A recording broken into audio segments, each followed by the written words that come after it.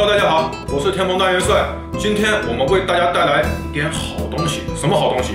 酱油。这个时候小伙伴们又慌了，说：“哎呀，酱油有什么好看的呀？不要不要！”都拿小板凳坐好了，好好看。说到顶级酱油呢，就不得不说我们中国的酱油。那在我们国家那么多品牌的酱油，有一个牌子的酱油特别的厉害，就是我们今天的主角老恒河。在老恒河所有产品里面，有一种酱油卖的极其昂贵，它是金字塔尖的存在，叫泰油，卖450一瓶，它是国内现在卖的最贵的一瓶酱油。然后呢，简单的给大家介绍一下老恒河。老恒河呢，来自我们浙江的湖州，它是湖州引以为傲的酱油品牌，创始于清朝咸丰年间，距今呢有100年历史，并且呢也是100年老字号。那今天呢，我们不仅仅带来了泰油，我们还带来了日本的酱油。经常吃日料的小伙伴都知道，日本呢做酱油也是非常厉害。今天呢，我们选的是日本的汤浅酱油鲁山人。然后呢，简单的为大家介绍一下。说到汤浅酱油呢，我们不得不提一下日本酱油的历史。汤浅的创始人呢，他是一名僧人，叫新地觉心。他1249年来到中国学习心法，当时呢正处于我国的宋朝。他来到了普陀山、宁波、湖州、杭州，最后呢回到日本。也就是说呢，他回到日本就是把酱油的技术给带了回去，从而呢创建了汤浅酱油。但是呢，关于日本酱油的历史呢，还有一种说法，就是味噌桶下面残留的那一点点酱汁。那个呢，我们就不纠结，我们今天就简单的对比。其实说起来呢，这两个酱油还是有一些渊源的，因为老恒河它是湖州的，而汤浅酱油呢，这名僧人呢也曾经到过湖州。所以呢，今天我们来一个历史性的 PK， 看一下究竟两个酱油哪个更好吃。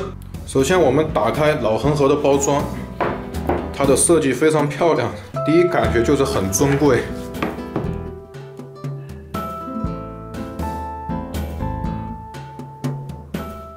然后我们打开日本的鲁山人，刚刚呢忘记说价格了，这一瓶多少钱呢？是550块钱。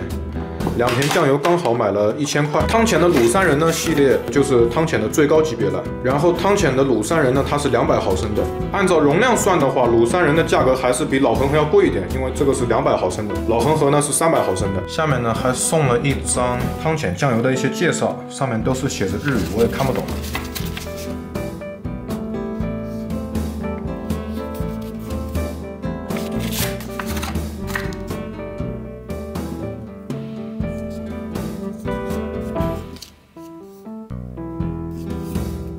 我们呢准备3个碟子，为什么准备3个呢？我们再拿我们普通的酱油也来做对比，这个是12块钱一瓶，就是家里面最普通的酱油。然后我们分别把酱油倒入3个小碟子里面。首先大碟子是我们普通的酱油，右手边呢是泰油，左手边这个呢是鲁山人。第一轮测试，我们直接用筷子蘸着尝。首先普通酱油，12块钱一瓶的，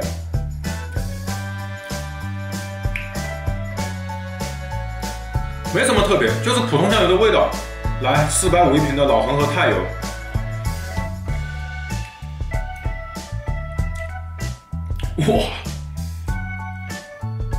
哇，差距过于明显。泰油呢，我们放大给小伙伴看一下，它比普通酱油更加的粘稠，而且呢，呈那种油亮的黑，吃到嘴里面它能把你舌头给掀掉，就是这么鲜，确实是极品。来，第3个，日本的鲁山人。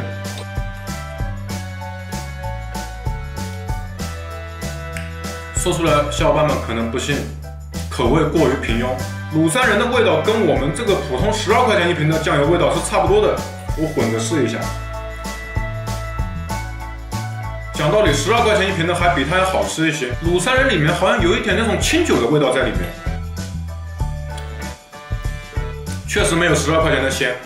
都说好酱油最简单的测试办法就是直接拌米饭吃，这个普通酱油我们就先不用了，我们先直接用泰油。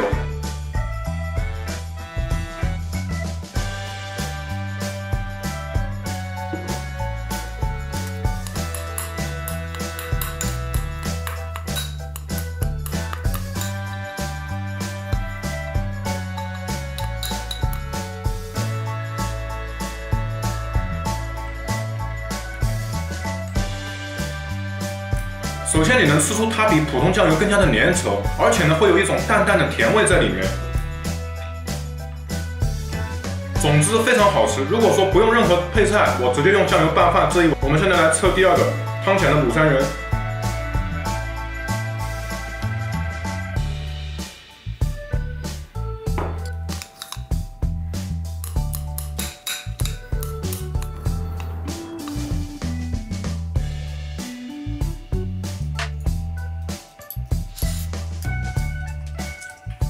味道有点过于平庸，我来用普通的拌一下试试看。这边饭是没有被污染的。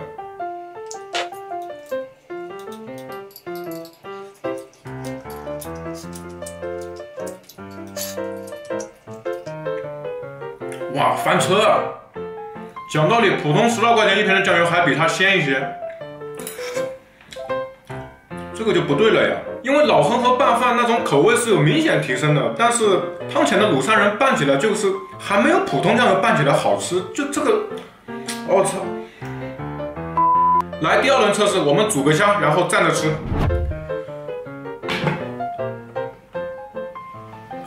准备一个锅，然后家里面还剩一些西班牙红魔虾，今天把它全煮了。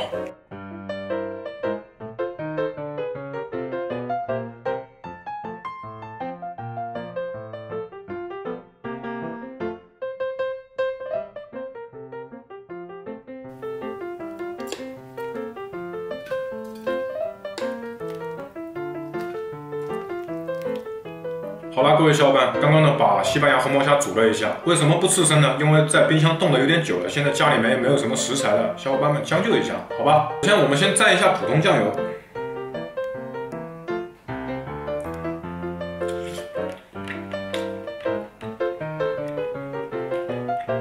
非常好吃。其实呢就是普通酱油的味道，没有什么惊艳之处。第2个我们蘸一下老恒河的。哇，老恒河的明显的好浓稠啊！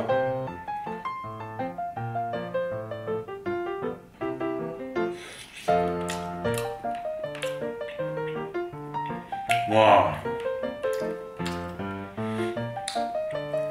太好吃了，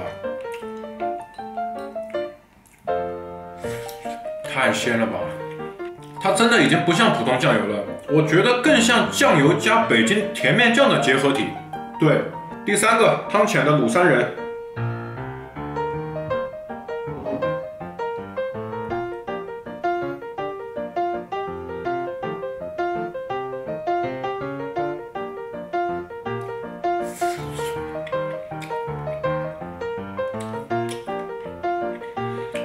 鲁山人其实说实话，小伙伴真的没有什么惊艳之处。你要说它有什么特别之处，可能就会有那么一点点清酒的酒香在里面。但其实你要回过来像这样，再吃普通酱油的话，你会觉得普通酱油比它味道还要鲜一些。翻车，再吃一个看看。来鲁山人的，来普通酱油，来太油。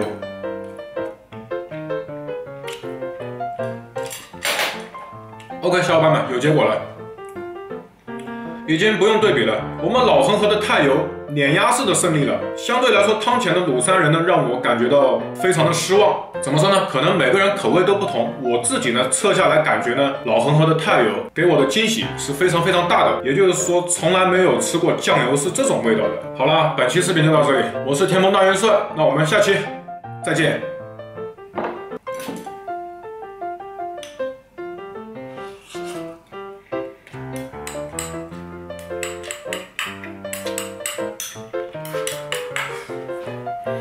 哇，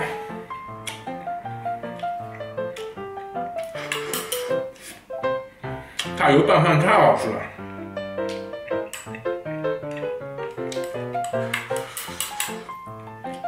太油拌饭不用任何菜都能吃一碗饭，太香了。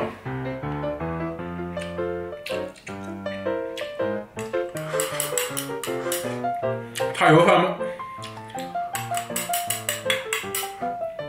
太油拌饭超级好吃。